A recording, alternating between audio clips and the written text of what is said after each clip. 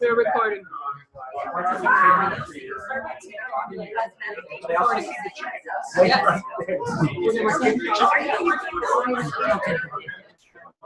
All right. You know who you're on. Okay.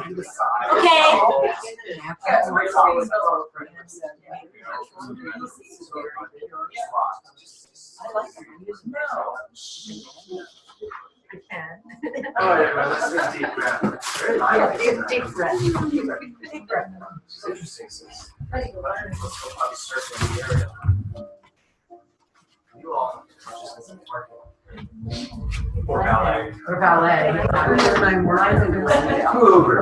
No, I'm saying. No, that's a That's a one. good idea. Yes, that's right. Spiritual Uber. Oh, God. Okay, so let's go, shall we?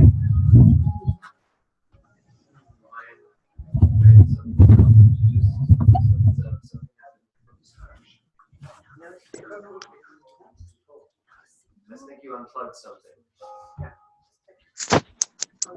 This is That's just it's just it's the block on that side. Oh, God. There you go. Okay. Yeah, that's it. it's kind of loose. There you go. I see. Okay, hold on.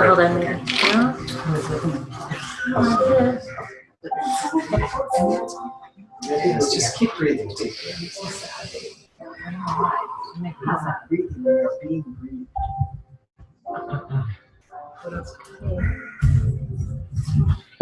Oh, for God's sakes. Oh, that's my phone. Okay.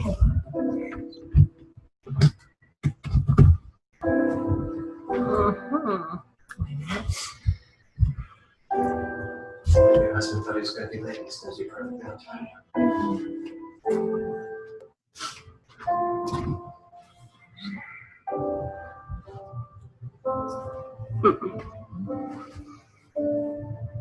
Oh, now it's on that.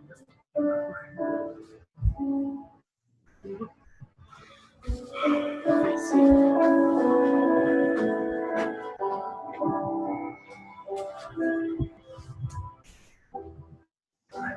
To dance. Still not the audio.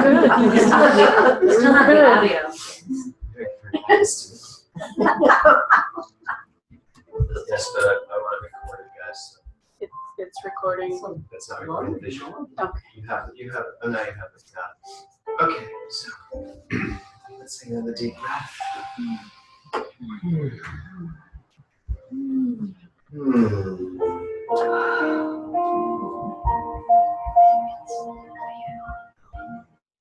If it is true that all there is this divine energy, we call it God. Therefore, God is all there is. If that is true, and I believe it to be true, then God is also in that camera, and in the computer, and the wires, and the people using these materials, in all of us. So what I know is that there is this infinite source of energy that is divinely guiding and moving through all of us right here and right now. And I can relax into that assurance that life is indeed unfolding perfectly. And I know that what we are here to know tonight is that very thing. That there is divine purpose that is always moving itself forward through and as each and every one of us. And so I am very grateful to this class, to this group of people, to this cosmic consciousness of mind as we step into this class tonight, allowing ourselves to settle into a receptivity of knowing, being receptive to what we hear, receptive to what we think, receptive to the questions, the answers, the questions, knowing all the same thing. And with such gratitude in my heart and clarity in my mind, my intention for this evening is that each person that witnesses this time we spend together is that much more aware, that much more open, that much more complete with deeply involved in what this is all about. And so I know without a shadow of a doubt that each one of us that is here, whether in person, online, or at a later time, is at the exact right place, in the exact right moment, and that moment is now. And what needs to be known is known, and we just get out of the way and allow it to unfold.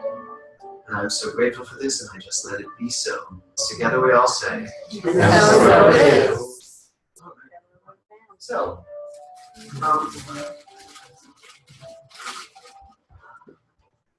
Online housekeeping. People that are online, can you hear us? Chat with us, tell us you yes, can hear us, that please. should be further. There should be a hole in this, and that should be way up here on that black stool. Sorry, I'm not paying attention to what you guys are doing. What? Can you hear us online? Who's online? Laurie? Hello? I can hear you. This is Joseph. Hi, Joseph. Laurie, is Savage, you online? I'm here. Sorry, they're here too. Let's go to the dog. Who else is online? William, Rose Hines? I'm here, Jennifer. Oh, Jennifer, you're online. Okay, great. Yeah. We get William this outside. And so. Sure, will come on. Okay, so I want to read you something in the chapter that's going to set up our evening. Okay, and it's this. It's on page 96. I believe it's in the second chapter that we read. And it says this: get yourself saturated with just a few basic principles,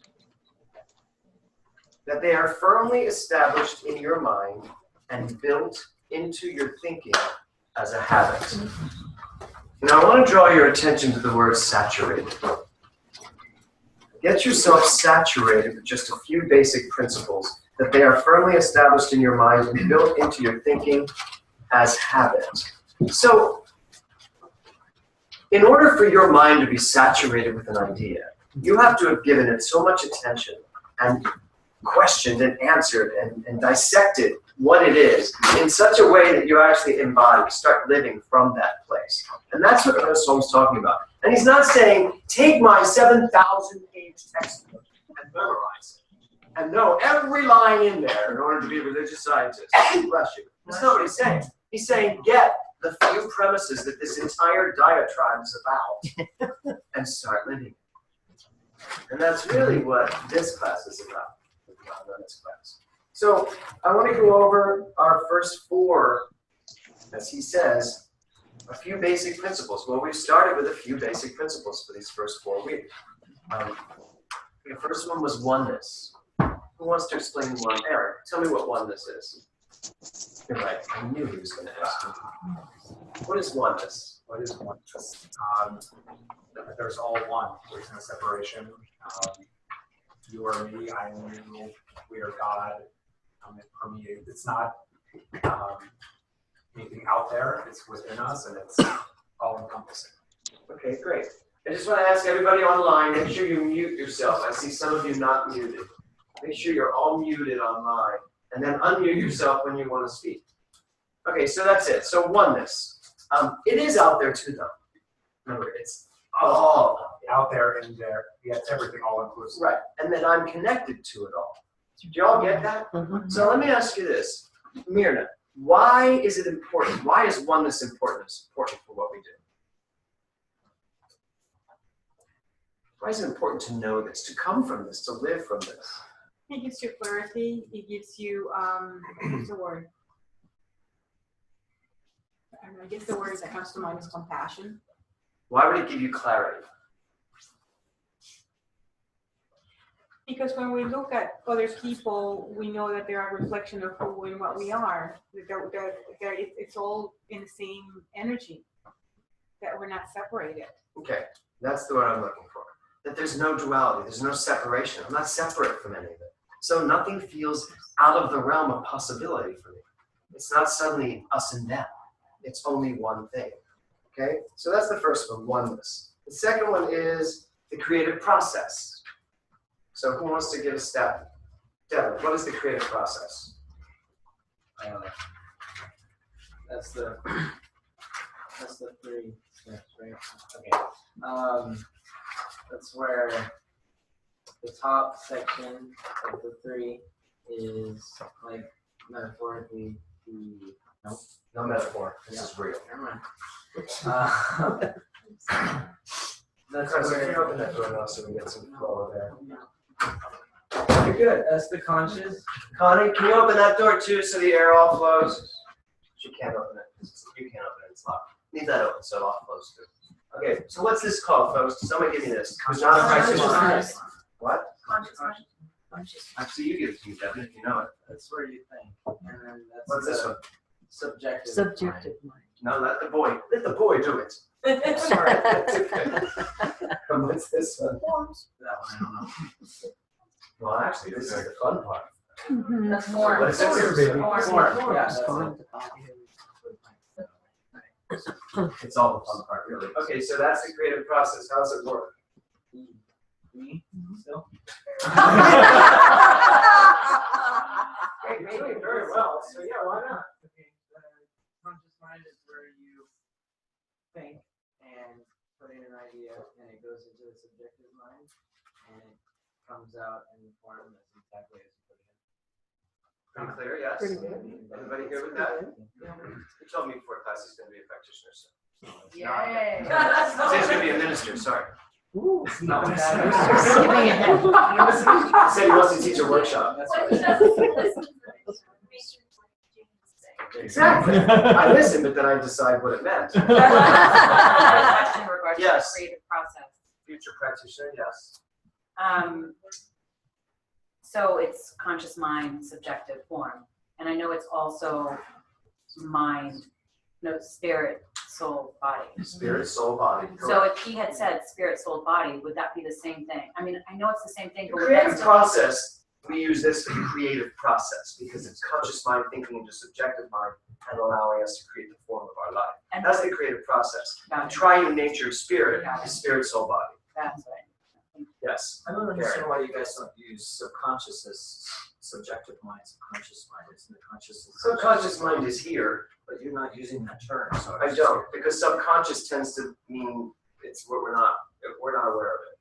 Subjective mind is that part of mind that is that where the law resides, and it's all one thing. Remember, we're just using this to kind of understand. How does the macro and the micro fit into that cosmic? This is the microcosm. The macrocosm Right. is the infinite, the oneness. Conscious.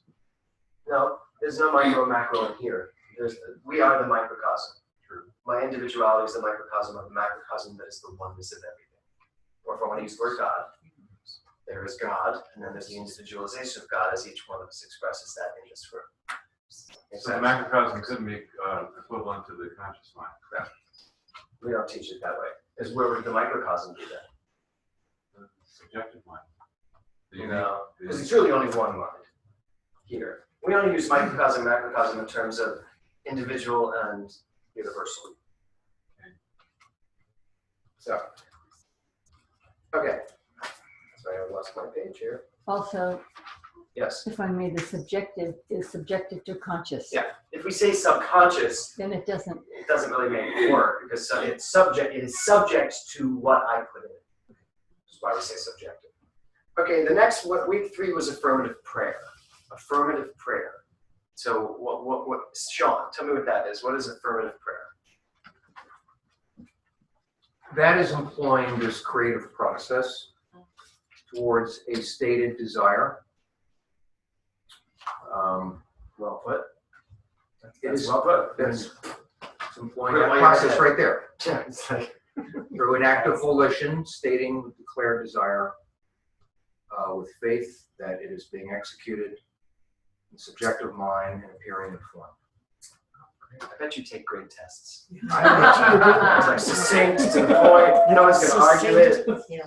You'd be surprised how many tests I have to grade. And by the time they finish the 3-page essay on the one question, I have no idea what this is. It's good. How is the affirmative prayer equivalent to mental equivalent?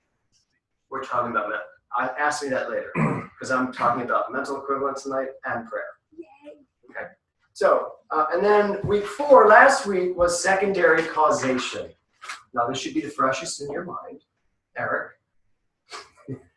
Why was it? If you sound I still look all right. So you're wearing a red shirt, which is secondary causation. So what is secondary causation? I think it's that through primary causation, we create certain realities in our life, and then those realities seem to be self-creating the same thing over and over again because it just becomes a habit, it becomes a belief, and it just becomes what we keep doing. We're not still primarily causing it. It's like seems to be recausing itself. Because you're creating from where? Because it's become a subjective belief. We're no longer consciously messing with it. We're just letting it continue to operate. But it's still subject to our changing it through this process that Sean simply described.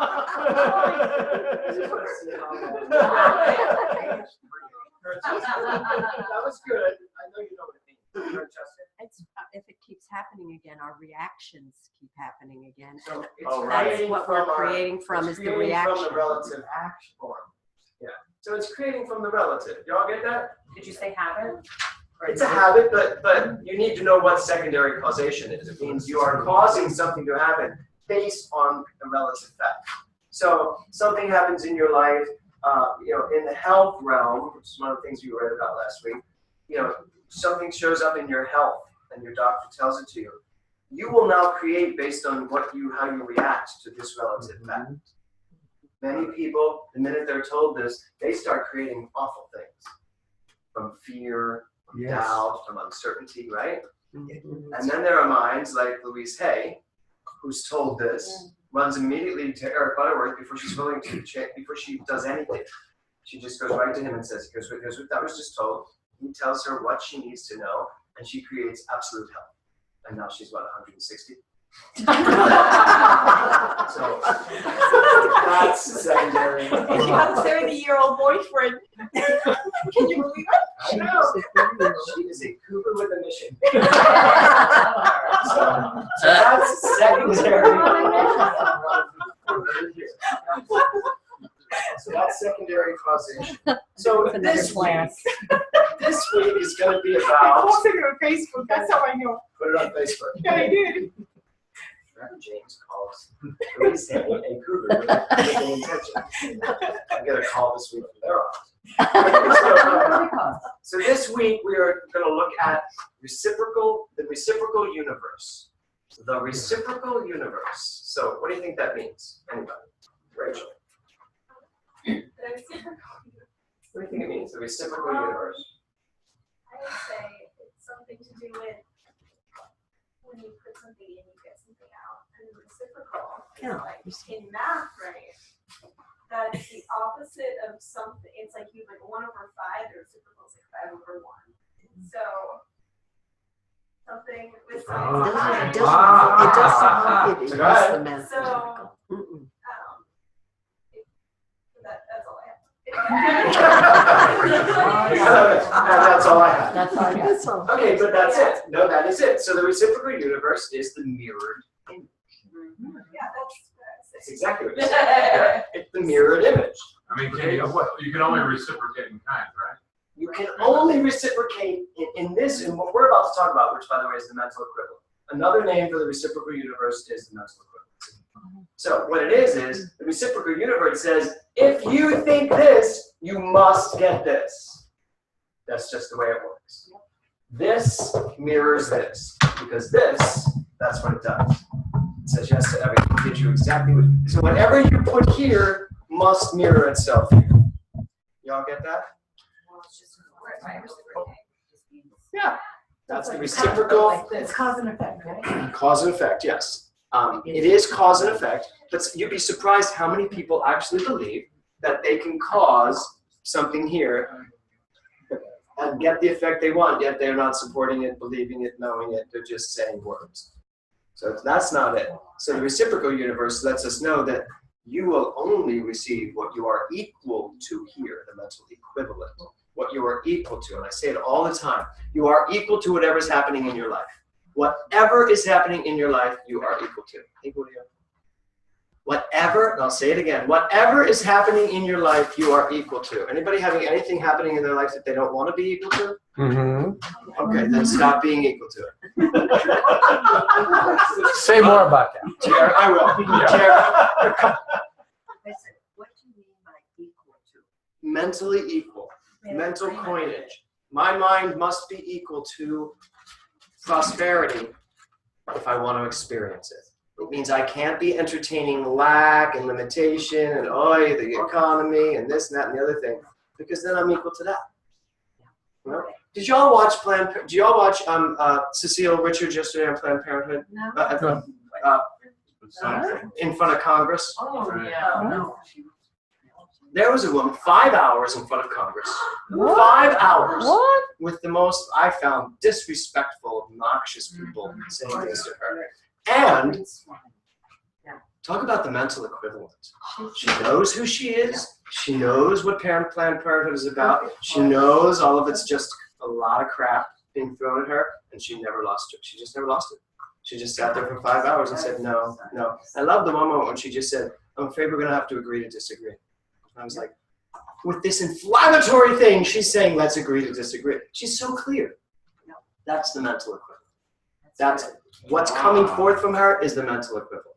And as you know, the government did not shut down today. It'd be kind of hard after that 5 hour hearing to shut down the government over that. So, anybody else on that? I mean, we're going to talk about that a lot tonight. Yes, Joselito. Yeah, I just also like how it said that it's reflected with mathematical precision. Did y'all hear that? It is reflected with mathematical precision. Yeah. You can sort of know prosperity and sort of believe it and sort of get it and major prosperity. No, you're going to sort of experience prosperity because that's what's going on up here. Mathematical what? Precision. Precision. The thing is that most people have a mind filled with a lot of different things. Anybody here if I experienced that? Mm-hmm. Most of us have a mind that is filled with many ideas and thoughts about many different things. We don't just walk through our life thinking, I am a success, I am prosperous, I am all these things that we know we are.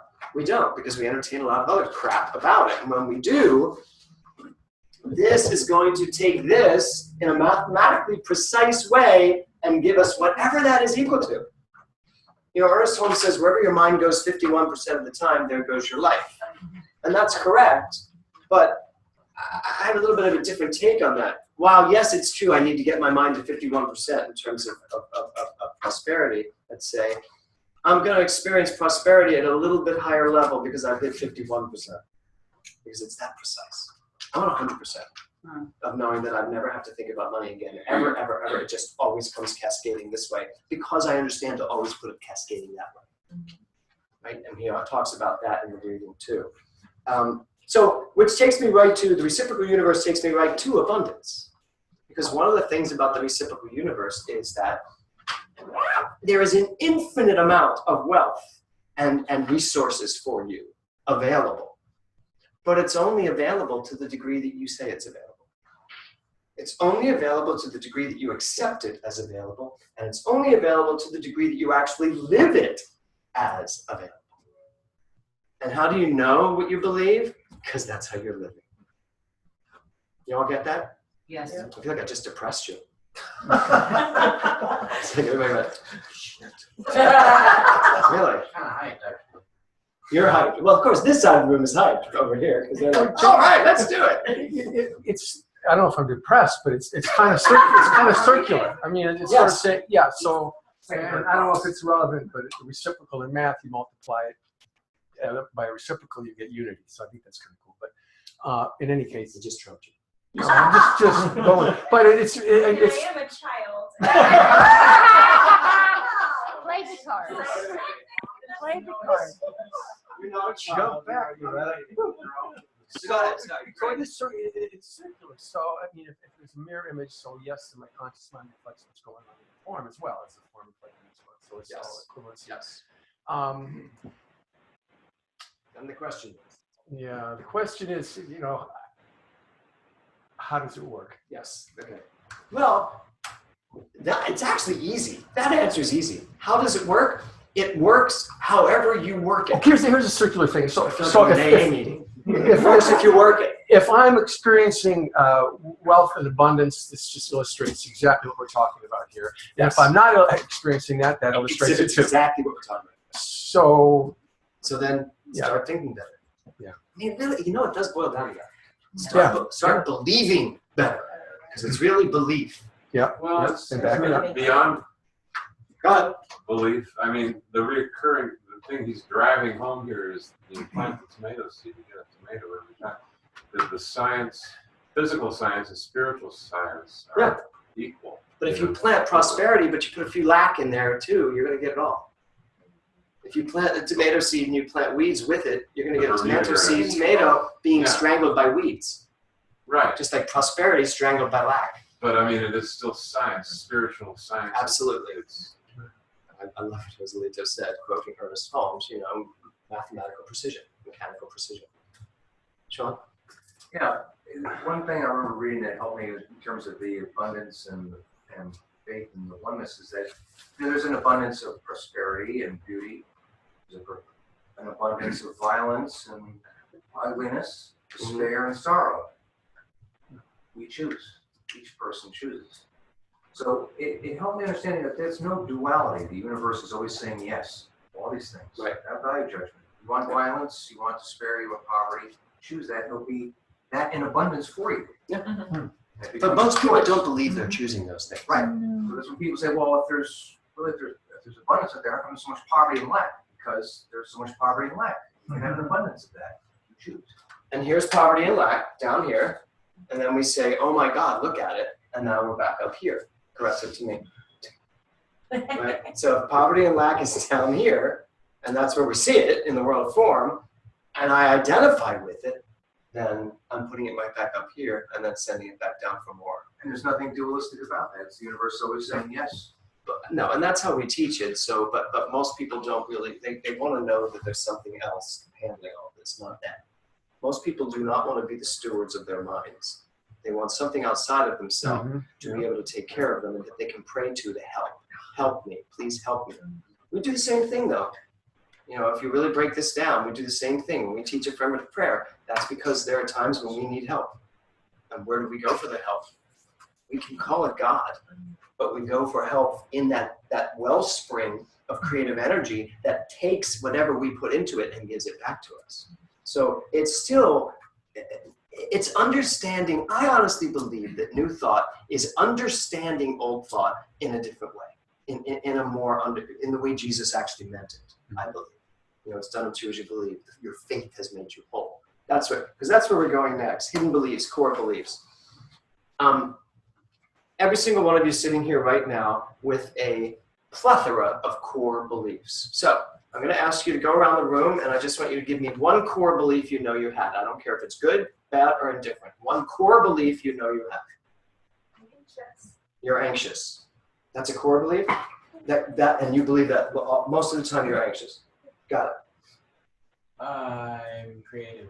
Good. Martha? I have high expectations. You have high expectations. I'm a live wire. You're a live wire. I'm I'm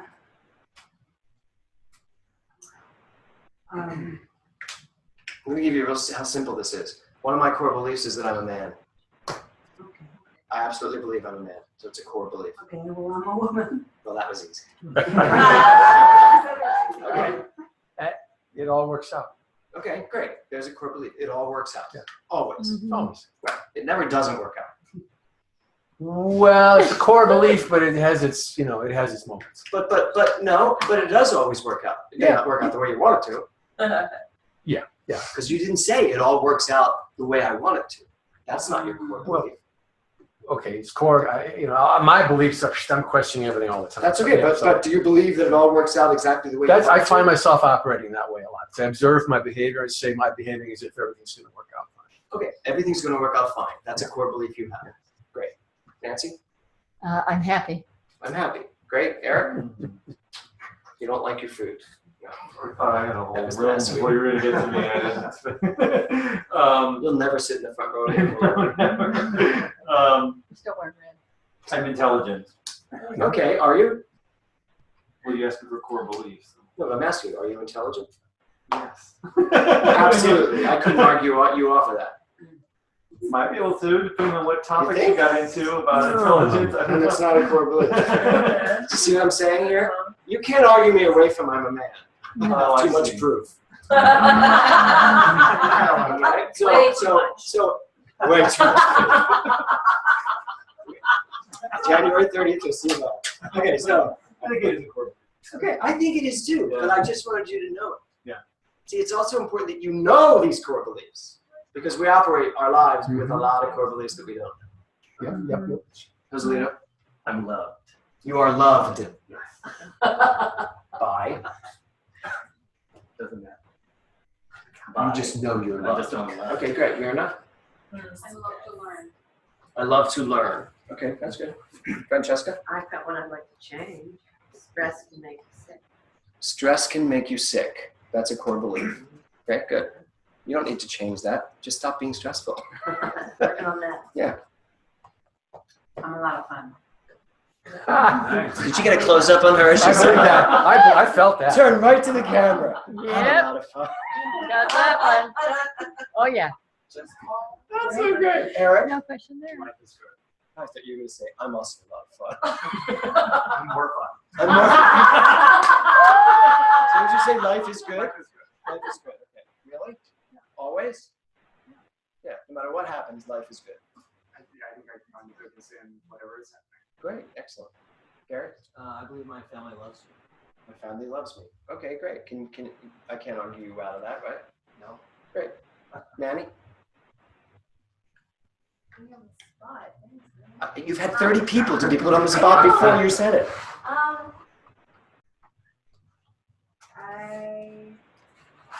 What do you believe? Just something you believe. Too many things. Pick one. I am belief. I am belief? What does that mean?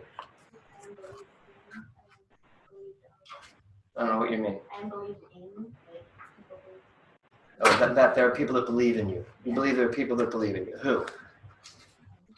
Who? Oh, there's people out there. I can't just list them off. But do you absolutely believe that? Yes. But you don't know who they are. I know, really. So the obvious ones. So what I'm asking you to do, Manny, is be specific. It's not okay to live in the world of, I don't know, maybe, sort of. Because guess what? This shows up as that then. You live in the world of, I don't know, maybe, sort of. You gotta be specific, clear, like everyone's being here. You get to own it. Julio? Own it, yeah. I'm surrounded by love. Okay, good. Jerry? I'm in perfect health. I'm in perfect health. Did I miss someone? Sean! I am invisible. No.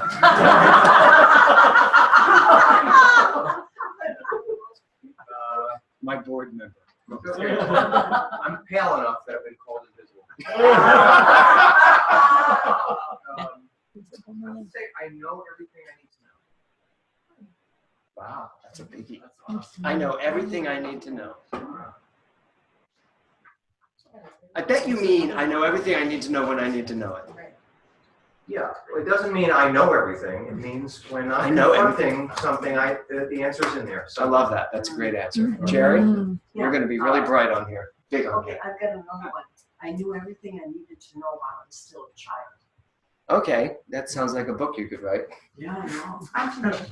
What? I'm tenacious. You're tenacious. Yes. The Gay Men's Chorus would say that. Yes. David? I'm good. I'm good. Was that good? I'm good. I'm good. Whatever it is, I'm good. Okay, I'm good. I'm good. Okay, Joseph? Joseph? Who? What is yours? What's a core belief you absolutely have? Oh, there you are. I am resilient. Say it again.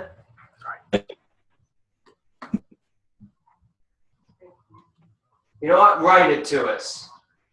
Do you want to write it to us? Because somehow your connection's a little bit off. Sorry, it's kind of cutting out the sound. I can hear you. Oh, good. Go ahead. Now I can hear you. What did you say? I am resilient. I am resilient. Resilient. Do you absolutely believe that? Yes. Great. Okay, good. Laurie Savage? My life is an adventure. Wow, you look like you just came from a Doctor Who convention. You did. That was great. Okay, good. Who else do I have on there? Jennifer.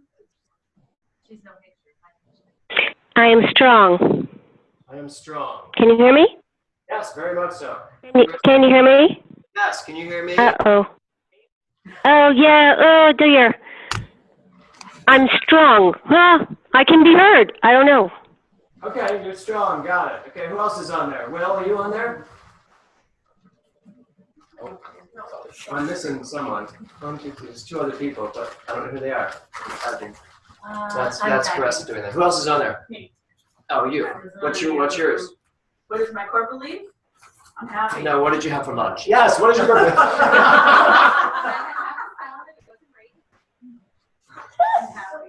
You're happy. Okay, great.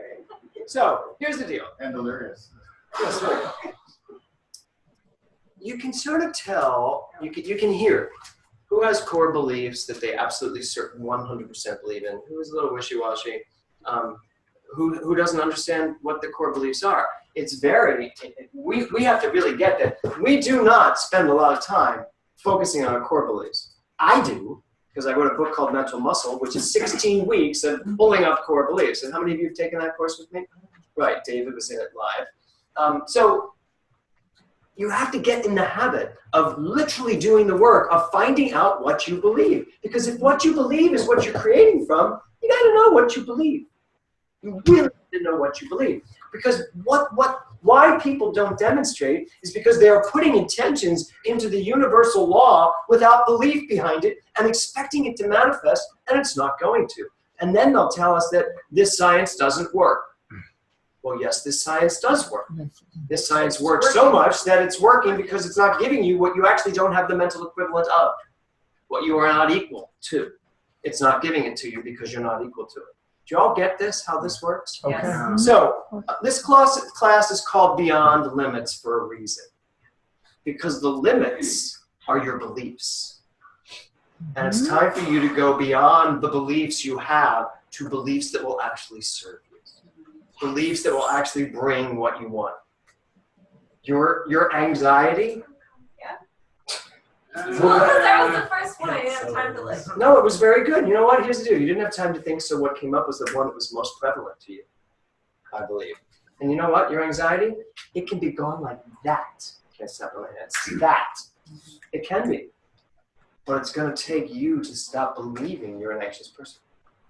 The minute you stop thinking you're an anxious person, you won't be. That's really how it works. I had to go to a therapist after my ordeal with cancer because I realized I had post-traumatic stress and I was having major anxiety attacks, and I talked about it in these classes before, where big anxiety attacks. In movie theaters, the movies would start to roll and I'd be like, I gotta get out of here, because my body would feel like I was being attacked. Or in the elevator going up in the Empire State Eiffel Tower. You know, anybody been in the Eiffel Tower elevator? It's crowded. Yes. And I got in, and everything came in after me. And then this kid in a wheelchair, a young man who was in a wheelchair, came in after me, and I was pinned there. And I literally was like, I turned to Kevin, I was like, I'm gonna have to get out. We've already started moving. He's like, you're not going anywhere. And then I just looked down, and this little boy looked up at me and said, are you okay? And all of a sudden I was okay. I was like, if you're okay, I'm okay. But then I went to a therapist, and I went to someone, and I said, I don't want these anxiety attacks. What are they from? And she just told me what they were from. I got it, and I stopped. I stopped.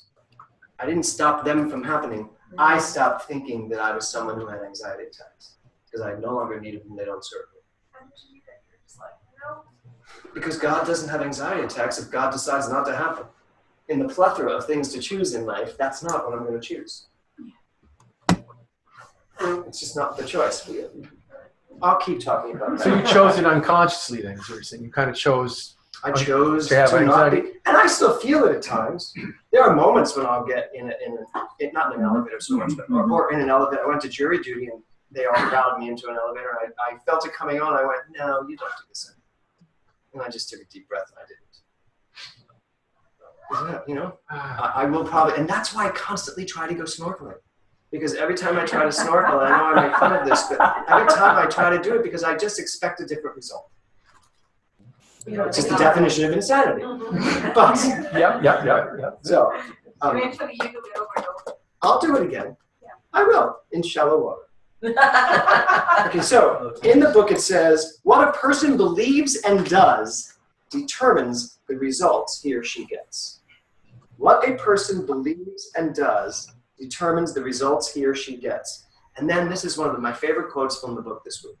Spirit is always becoming something in your experience. Spirit is always becoming something.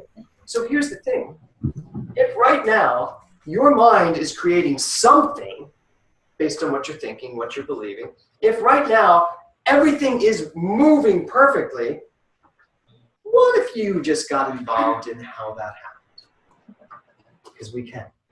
What if you took the initiative to, if spirit is always becoming something, what if you took the initiative to decide what spirit is going to become through you at this particular moment? That's what we get to do. We actually get to do that. We get to decide what is spirit going to do through me. I get to funnel it. It's like energy. It's like electricity. I get to take that light and aim it wherever I want to aim it. But most people don't aim it. They just kind of willy-nilly let it happen. So we have a little experiential here today. So I'm going to talk you through it first, and then we're going to do it. And I want you to go into groups of 3s, not 2s. How many of you are online? 3? Great. No, there's 5. No. 1, 2, 3, 4, 5. Hello. Are you there, Jennifer? Good. So there's 3 plus you and... I think 6. Okay. And Joseph. Okay, great. So that's great. So the 3 of them can do that. Make sure you... No, there is there's somebody else doing. Someone just called in. Who's on the phone? Okay, you'll find it. Okay, so you're going to be 3 in a group. Try to find, don't sit with your friends. You two. Split up. Okay. Don't sit with somebody. I mean, you pretty much all know each other now, but find 2 people that you're not that, that you're not that close to, if that's possible. So, one of the things that these chapters are about is, and it asks in the chapter, how do you get what you want? How do you get what you want? It's one of the questions I get asked all the time. How do you get what you want? So I'm going to ask you a question right now, which is, what do you want? We all want things. So I want you to pick the thing you want the most right now. What are you working on? What do you really want? Okay? What do you want? And then the next question is, without judging this and without trying to sound like a great science of mind student, ask yourself, what is stopping me from having it? Intuition plays a big part here. You already know what's stopping you from having what you want. You may not want to know. You may refuse to believe what you're hearing. You may fight it and be defensive about it. And if somebody else tells you, you may really get pissed off at them. But you know. So own up to it. What is stopping you from having it? And then the last question is, what could you do to bring this thing forward? What could you do? What one thing could you do to bring this thing that you want, bring it into manifestation? At least start the process. Do it in physical action or do inside? I don't know. So you all got it? What do you want? Why don't you have it? What could you do to help bring it forward? Those 3 things. There's groups of 3, so you're each going to get like a minute and a half. So I'll give you 5 minutes to each one just share it. And here's what I want you to do. No crosstalk. Do not psychoanalyze the person if you have a desire to start telling them about what you hear them saying, it's because you don't want to think about what you're doing. Okay? So just let the person say what they're going to say. It's okay to go, oh, that's all fine. But don't give them advice. Okay? No crosstalk. Okay? And just share it, let it out, and move on. Y'all good? Okay. Find you 3 people. It's 8:25. I'll give you to 8:30. Online, you guys do. It's up to you. Apparently, you joined the circle.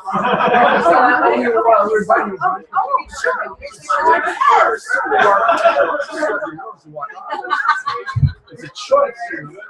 So, Connie, find a circle. Find a circle. You know Caressa too much. What do you have to fix?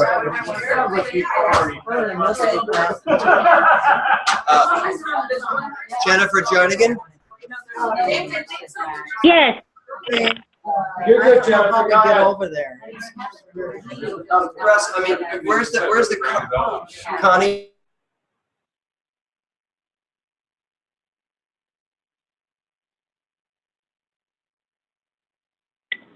Hello? No. Oh, brother. Hello? Hello, I'm here. Ah! Hello? I think we're all here. Oh!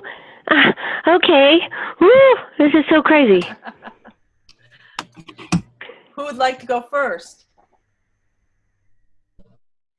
Well, I will. It's Jennifer. Hi, Jennifer. This is Lori.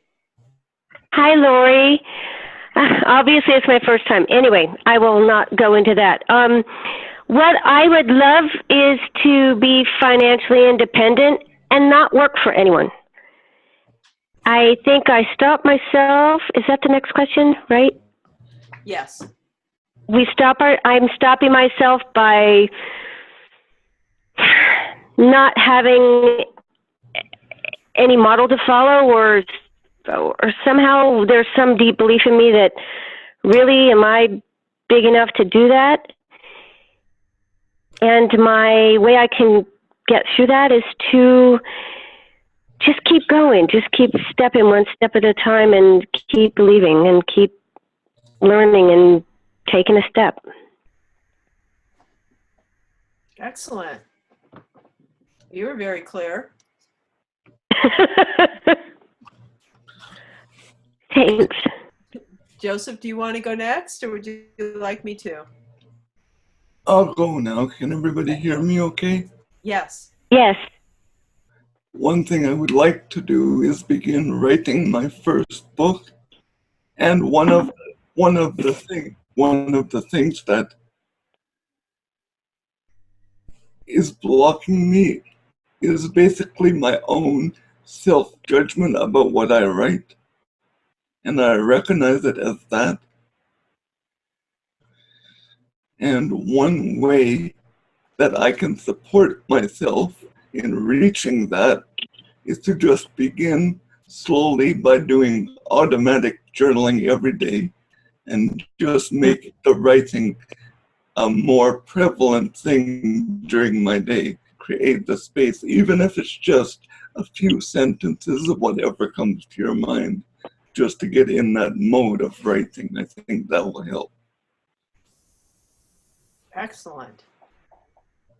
Excellent. I love automatic writing as well.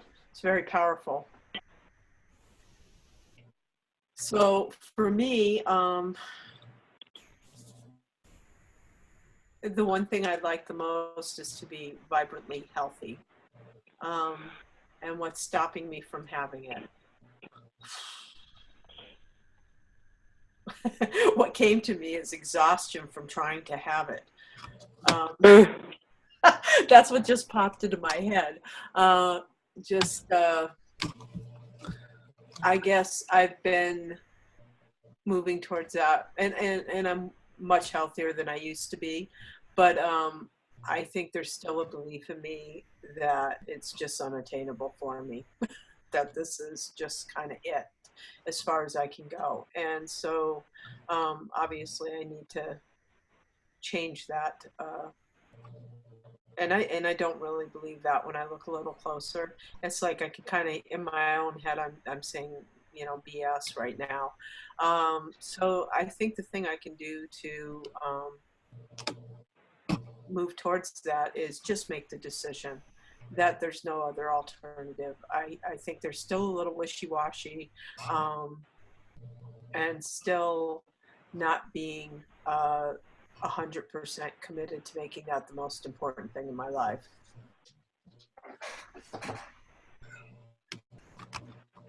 Recommitting.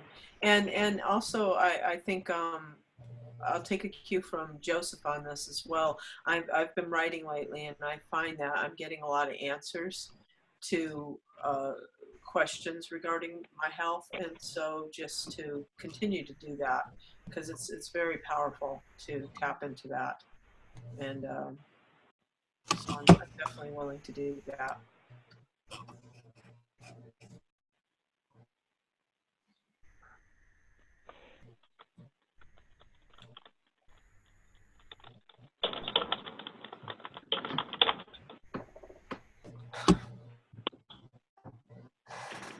I'm not sure what we're supposed to do now. I think we finished ahead of the room.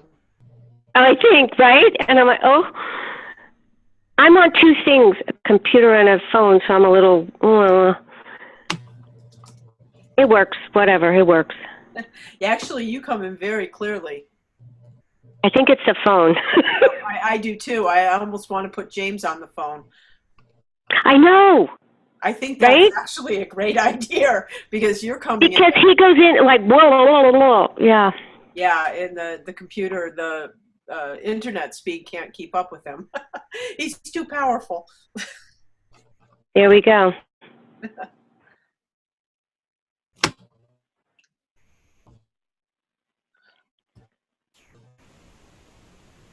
May I ask a quick technical question? Sure. When I hit the mute button on my phone, I am muting myself the way that I'm asked to, right? I don't think so. I think you have to hit the mute button, although it probably works either way, but I think they're looking for you to hit the mute button on the computer. And I already did that. I'm not even on the computer. Like the computer doesn't have any sound coming in or out. Oh, okay. Then yeah, that should be fine. Okay. I'm only hearing anything through the phone. The computer is picture only. Oh, okay. I know. Whatever. Whatever. You know.